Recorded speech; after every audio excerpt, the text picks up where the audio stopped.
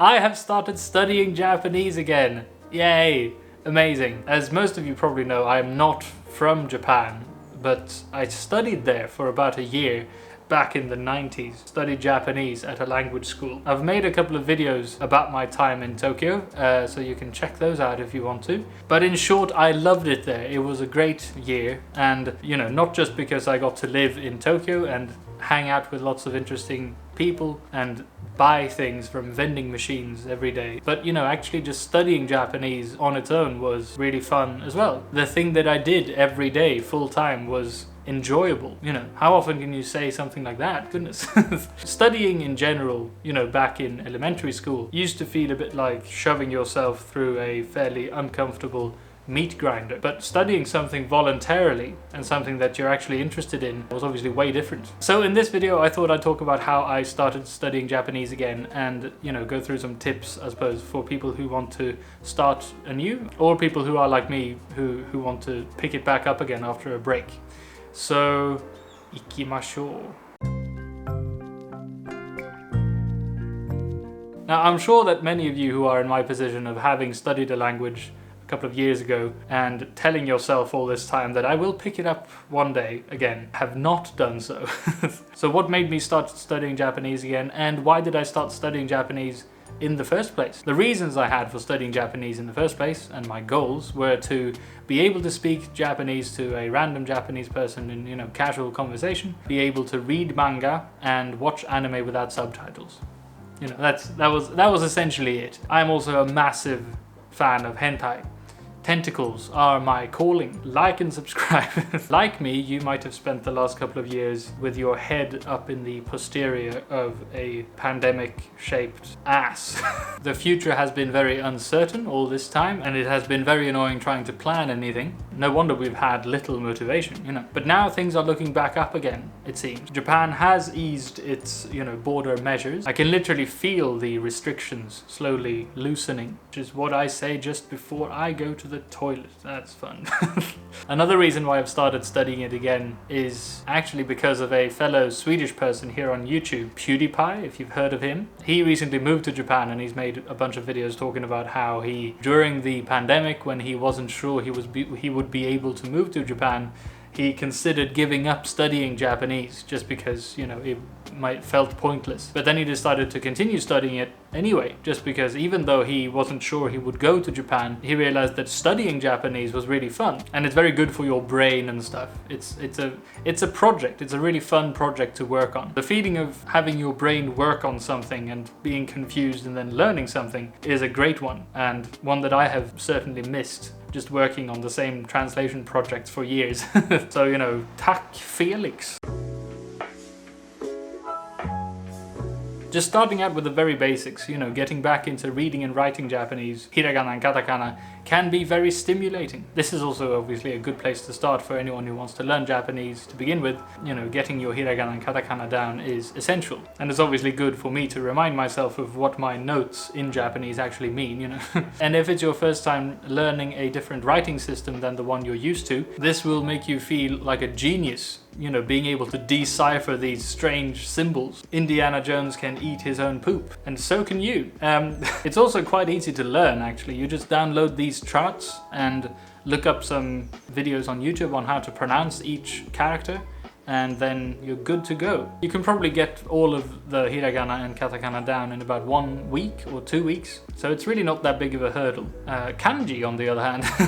Now, unfortunately, or you know, fortunately, if you're into this stuff, there are thousands of kanji you need to learn in order to be able to read Japanese properly. Suddenly the Indiana Jones inside of you might turn rather flaccid rather quickly. But luckily this is where the sponsor of this video comes in, MochiMochi. Yes, MochiMochi is a wonderful little app filled with cute and lovely little mochi who are hell-bent on helping you learn and memorize kanji and Japanese vocabulary through colorful and almost unnervingly adorable flashcards. I have used it every day for the last couple of weeks, and I can honestly say that it has helped me get back into studying Japanese quite a bit. And I honestly don't say this just because it's a sponsor for the video. I mean, I probably would have accepted the sponsorship anyway, but luckily it is actually a pretty good app.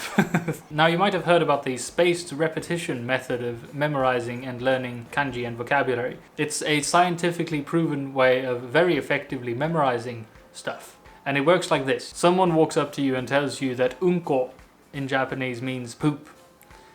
Lovely. And then someone walks up to you about an hour later and asks you, what does unko mean? And then you probably remember and you can tell them that it means poop. So you repeat it after about an hour. Once you've done that once, that little bit of poop knowledge gets sort of slightly more lodged in your brain. So the next time, let's say 10 hours later, someone else comes by and asks you, what is the meaning of unko? And even though 10 hours have passed, you can still remember the poop. Next time you might remember it for a couple of days, and then a week, and then a month, and so on, until the poop knowledge is forever lodged in your brain. This is the idea of spaced repetition, and goodness me, it really does work. And MochiMochi is based on this method. The handy little app has a feature called Golden Time that is designed to remind you at the perfect time to repeat something that you're supposed to have learned. It's got lots of adorable little pictures and example sentences to help you memorize stuff. And each word is spoken out loud as well, so you can practice pronunciation at the same time. MochiMochi has divided the vocabulary and kanji into useful, smaller, like logical chunks. So you can choose if you want to study, for instance, for a specific level of the JLPT, or IT specific vocabulary, vocabulary for nursing, or the service industry, and so on. Right now I am working through the N5 vocabulary and kanji course, because goodness me, I couldn't have started on a more advanced level, which has lessons of about 10 to 15 words or phrases each that you can pick up quite quickly. I'd say that they're the right size to pick up in any of those little moments throughout the day when you have some spare time, you know, when you're waiting for the train, or procrastinating at work, or waiting for your father to show that he too is emotionally vulnerable. Since my brain already holds most of this information, it has been really fun just like unlocking it all again. The app organizes your vocabulary and kanji into different levels of memorization, depending on when you need to repeat them. And you can see your progress in this nice little graph thingy. So if you also want to use MochiMochi, there is a link down in the description that you can follow, or you can just search for MochiMochi and download the MochiMochi Learn Kanji app.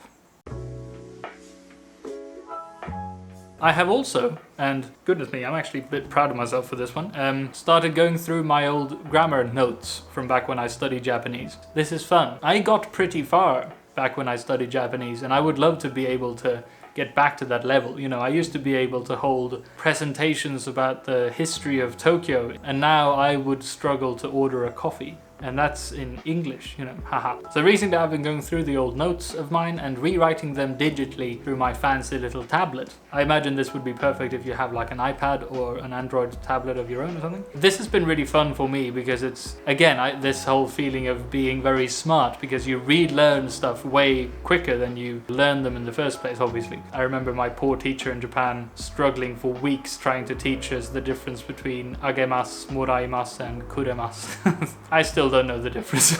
For those of you who are studying Japanese for the very first time, learning grammar on your own can be a bit tricky, but obviously the way to go, I would say, to start off with at least, is to get yourself a textbook. I've used many of them, but the one I would recommend, I suppose, is Genki, just because it feels sort of very well-rounded and it's very popular. So, you know, that in combination with watching one of so many different YouTube channels that exist nowadays, going through the basics of Japanese grammar, many of them also focus on Genki and use that as a starting point. And obviously, if you buy the Genki book, you should also buy the Genki workbook, which is where you can find lots of exercises and stuff you can fill in. I also know that you can download practice exams for the different levels of the JLPT tests. The practice exam for N5, for example, you know, the most basic level, can be found online, and it's a great way to sort of test your knowledge after having studied for a while.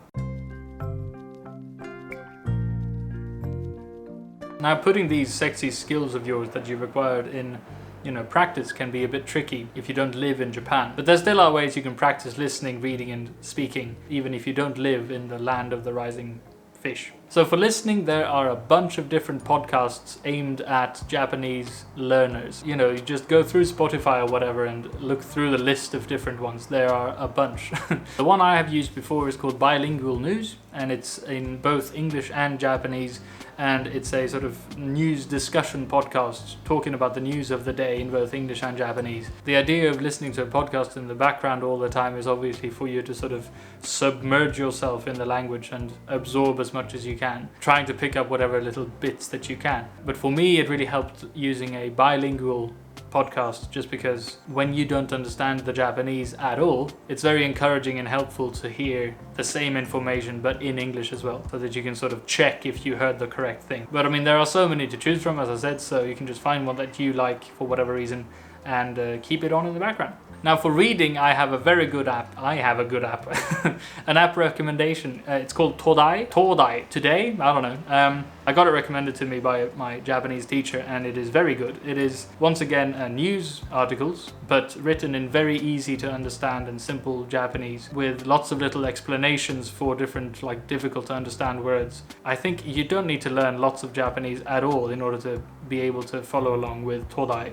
I should really use it way more because it is very good and it's updated like all the time. So you can read about like very up-to-date news topics on that app. So I really recommend that one. And the speaking. I mean, speaking is probably the trickiest one if you don't happen to know someone else who studies Japanese, or you know, a Japanese person. Of course, you know, watching anything in Japanese, anime or whatever, and shadowing, which is when you repeat what someone else says straight after they say it, so that your mouth gets sort of accustomed to producing the correct sounds, is one very helpful thing that you can do.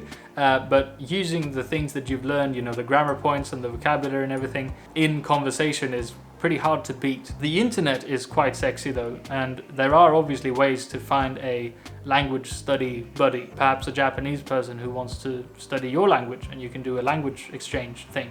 Or you can join a language learning community like the Slappee Discord server. Wow, that plug. Link in the description, where you can find like-minded people to hang out with. Yes. So I would definitely encourage all of you who have, you know, either studied a language before to pick it back up again, or for those of you who have just started learning a language to keep doing it.